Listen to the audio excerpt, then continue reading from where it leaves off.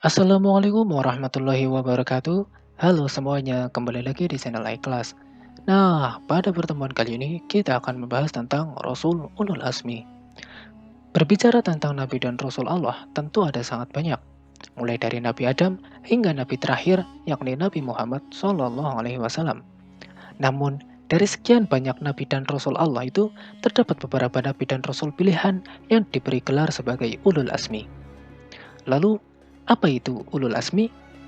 Ulul Azmi berasal dari bahasa Arab, yaitu dari kata ulul dan asmi. Ulul mempunyai arti empunya, dan asmi berasal dari azama yang mempunyai arti kemauan yang teguh dan kuat. Jadi, ulul azmi adalah nabi dan rasul yang mendapatkan keistimewaan dari Allah karena mereka memiliki keteguhan hati dan ketabahan dalam menghadapi kesulitan, serta memiliki tekad yang kuat untuk berdakwah. Ulul azmi juga diterangkan di dalam Al-Quran dalam surat Al-Ahqaf ayat 35 yang artinya, maka bersabarlah engkau Muhammad sebagaimana kesabaran Rasul-Rasul yang memiliki keteguhan hati, dan janganlah engkau meminta disegerakan azab bagi mereka. Tidak semua Nabi dan Rasul mendapatkan gelar Ulul Azmi.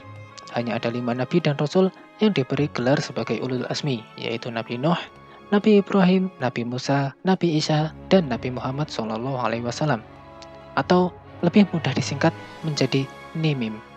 Para nabi dan rasul ulul azmi ini diberi mukjizat yang luar biasa oleh Allah Subhanahu wa taala. Di antaranya, yang pertama Nabi Nuh alaihissalam. Nabi Nuh alaihissalam memiliki mukjizat yang dapat membuat perahu yang sangat besar. Perahunya cukup mengangkut seluruh umatnya yang beriman, termasuk di dalamnya terdapat hewan yang berpasangan dan harta benda milik umatnya. Yang kedua, Nabi Ibrahim alaihissalam. Nabi Ibrahim alaihissalam memiliki mukjizat, yaitu tidak terbakar ketika dimasukkan ke dalam bara api.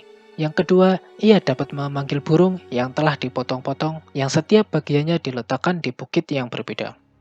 Yang ketiga ada Nabi Musa alaihissalam. Nabi Musa alaihissalam memiliki mukjizat, yakni tongkatnya yang dapat membelah lautan. Tongkatnya pun juga bisa berubah menjadi ular raksasa.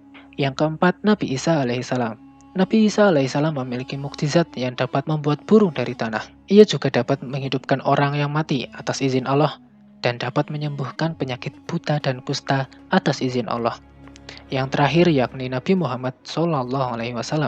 Nabi Muhammad SAW memiliki mukjizat berupa Al-Quranul Karim. Yang kedua, beliau juga mampu membelah bulan menjadi dua, dan beliau mampu mengeluarkan udara dari sela-sela jarinya. Di samping memiliki mukjizat, Nabi dan Rasul Ulul Azmi juga mendapat cobaan atau ujian yang sangat berat dan luar biasa. Mereka mendapat gelar Ulul Azmi karena mereka berhasil menjalani ujian tersebut dengan sabar, tabah, dan teguh hati.